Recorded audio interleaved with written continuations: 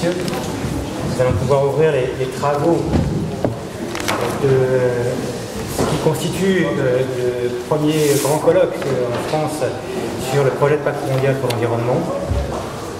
Je passe immédiatement la parole à notre doyen de l'école de droit de la Sorbonne, notre directeur de l'école de droit de la Sorbonne, Antoine Fabule, avant de la donner au président Laurent Fabius, qui nous fait l'honneur et le grand plaisir d'être là pour prononcer cette conférence après-midi. Merci beaucoup Yann. Monsieur le Président, Mesdames, Messieurs, chers collègues, permettez-moi au nom du président Georges Haddad, président de l'Université Paris 1 Panthéon-Sorbonne, et au nom de toute l'école de droit de la Sorbonne, de vous souhaiter la bienvenue aujourd'hui en Sorbonne. Je remercie Monsieur le Vice-Chancelier de sa présence. C'est par lui toute la Sorbonne et l'Université de Paris qui vous accueillent ici aujourd'hui. C'est évidemment une très grande joie à plusieurs titres, à titre personnel et à titre institutionnel, que j'accueille cette manifestation. À titre personnel, nous en faisions mémoire en rentrant dans cet amphithéâtre il y a quelques années pour la première rentrée solennelle que j'ai eu à présider en tant que directeur de l'école de droit de la Sorbonne. Nous avions dans l'amphithéâtre en face, l'amphithéâtre Liard, un invité prestigieux qui venait d'être nommé à la tête du Conseil constitutionnel et qui nous avait fait l'amitié de donner la leçon inaugurale de cette année. Et puis, un peu plus tard, dans le grand amphithéâtre de la Sorbonne, nous avons eu la joie, avec beaucoup des présents, d'assister à cette grande manifestation inaugurale, une journée au Conseil constitutionnel, une journée en Sorbonne, pour lancer le projet de pacte mondial pour l'environnement. Et Monsieur le Président, vous étiez encore là, évidemment. Et puis, voici aujourd'hui cette manifestation qui se tient. Il s'est passé peu de distance entre le grand amphithéâtre et cet amphithéâtre Descartes. Mais tout de même, ce grand projet s'est trouvé investi de toute la rationalité promue par celui dont le nom orne cet amphithéâtre, et il y a eu un grand chemin parcouru. Grand chemin parcouru par le président Fabius, grand chemin parcouru par Yann Aguila, infatigable promoteur du projet de pacte, grand chemin parcouru plus encore par l'idée même d'un pacte mondial pour l'environnement. Et il ne faudra pas trop d'un jour et demi pour revenir sur ces éléments. Merci à chacun d'entre vous de vous livrer à l'exercice. Je ne peux pas ne pas associer à ces remerciements très chaleureusement chacun de ceux qui, de près ou de loin, ont accepté de relever le défi de la participation à ces journées. Et je voudrais vous dire que c'est extrêmement important pour le pacte, bien sûr, mais qu'au-delà du pacte, c'est extrêmement important pour ce qu'est, ce que prétend être l'université, pour ce qu'est, pour ce que prétend être la Sorbonne et à la Sorbonne, l'école de droit de la Sorbonne. Ce pacte, Monsieur le Président, vous ne le visiez pas comme cela, mais a une vertu incroyable. C'est que ce pacte redonne aux juristes la conscience du fait que lorsqu'ils se réunissent, lorsqu'ils comparent leurs traditions, lorsqu'ils échangent, lorsqu'ils dialoguent, lorsque ce qu'ils disent est audible, entendu, relayé au niveau politique, ils peuvent influer sur la réalité et le calendrier du monde. Nous sommes ici aujourd'hui réunis parce qu'il y a plusieurs années, quelques-uns se sont dit « et si ?»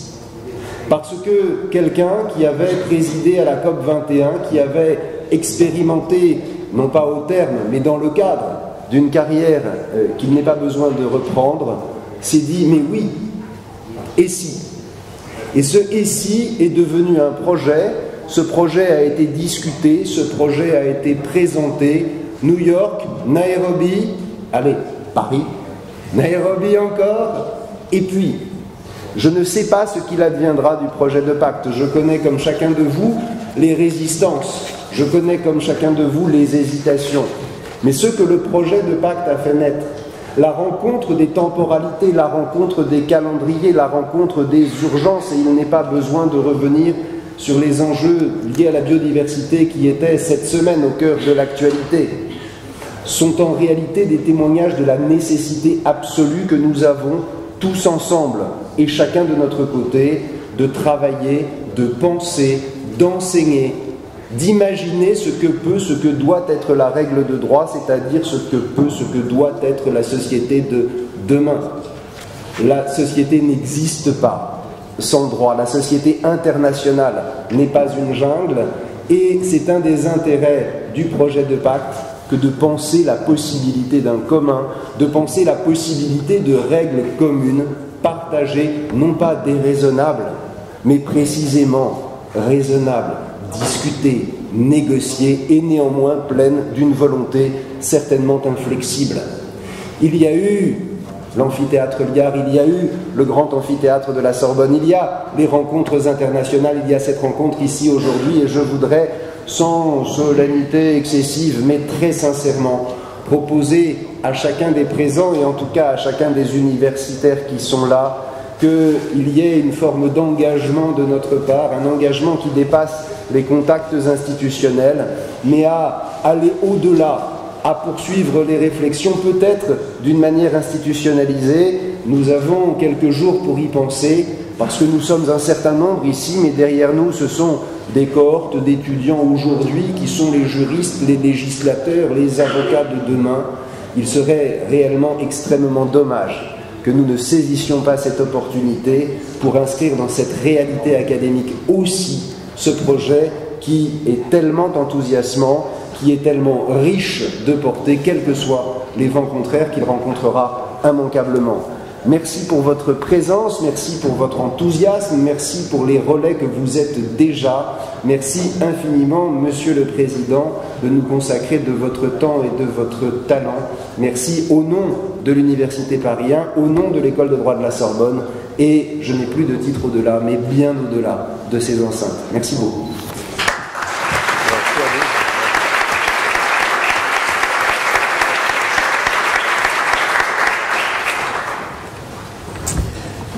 Monsieur le doyen, monsieur le vice-chancelier, mesdames et messieurs les universitaires, juristes, mesdames et messieurs, chers collègues et chers amis. Dans quelques jours, je parle lentement parce qu'il y a la traduction aussi. Dans quelques jours se tient à Nairobi, dans le cadre de l'UNEP, une réunion importante pour l'adoption du pacte mondial pour l'environnement. La recommandation qui sera transmise au secrétaire général des Nations Unies sera déterminante, nous le savons, pour la suite. Il est donc particulièrement opportun que nous nous rassemblions aujourd'hui et demain, nous, vous, experts juridiques, réunis, et j'en remercie chacun très chaleureusement, et en particulier nous autres, réunis pour dire pourquoi cet accord international est indispensable et comment, à notre sens, il est souhaitable qu'il soit constitué. J'ai d'ailleurs compris, c'est Yann Aguila qui me l'a expliqué, qu'un projet d'appel de la Sorbonne, publié à l'issue de nos travaux, vous sera soumis en ce sens. Et pour ma part, je pourrais assister à l'ensemble de nos travaux aujourd'hui en vous demandant de bien vouloir m'excuser pour demain. À partir de mon expérience de l'accord de Paris lors de la COP21, que vous avez bien voulu rappeler, à partir de la situation actuelle de l'environnement en général, je souhaiterais, en introduction, après l'excellent propos qui vient d'être tenu, vous présenter rapidement trois observations. La première concerne le caractère global, on dit, paraît-il, holistique, de la situation environnementale. La réunion à Paris des experts de l'IPBES qui est l'équivalent du GIEC pour la biodiversité, vient de se terminer cette semaine. Elle a conclu, je cite, que la nature décline plus vite que jamais dans l'histoire humaine. Fin de citation. Et cette réunion a notamment souligné à la fois combien le rythme d'extinction des espèces s'accélère dangereusement, menaçant désormais 1 million d'espèces, et combien le réchauffement climatique exerce un impact sur la dégradation de la biodiversité et réciproquement. Conclusion, il ne faut pas seulement agir en urgence sur l'un ou sur l'autre, il faut agir en urgence sur l'un et sur l'autre. Ce que prévoit précisément, et c'est une innovation essentielle, le Pacte mondial pour l'environnement, qui est le premier texte international de ce type à couvrir l'ensemble du champ environnemental, non seulement bien sûr ces deux domaines, mais aussi tous les autres. À la base du Pacte mondial, il y a au fond une triple conviction. Nous savons désormais que la nature est un tout. Sans nature, pas de futur. Il faut préserver toute la nature et le pacte peut beaucoup y aider. Ma deuxième observation, après avoir souligné le caractère global du pacte, concerne le fait que pour être efficace, nous avons désormais besoin d'un outil international ayant force légale et pas seulement de déclarations, fussent-elles les meilleures. Certes, ces déclarations sont importantes et, nous le savons comme juristes, elles peuvent entraîner des conséquences en droit positif. Mais on le voit bien à contrario avec l'accord de Paris, le monde a aussi besoin de dispositions contraignantes pour changer des situations qui, si elles se poursuivaient, conduiraient à la catastrophe. Je serai encore plus clair. Le pacte ne résoudra pas tout. C'est la question de la gouvernance mondiale du changement qui est posée dans une période où les attaques contre le multilatéralisme prospèrent. Force légale ne signifie pas que le pacte portera atteinte aux souverainetés nationales ou négligera la diversité des situations. Celles-ci devront être respectées et le texte du pacte mondial, qui se veut ambitieux et réaliste, devra en tenir compte.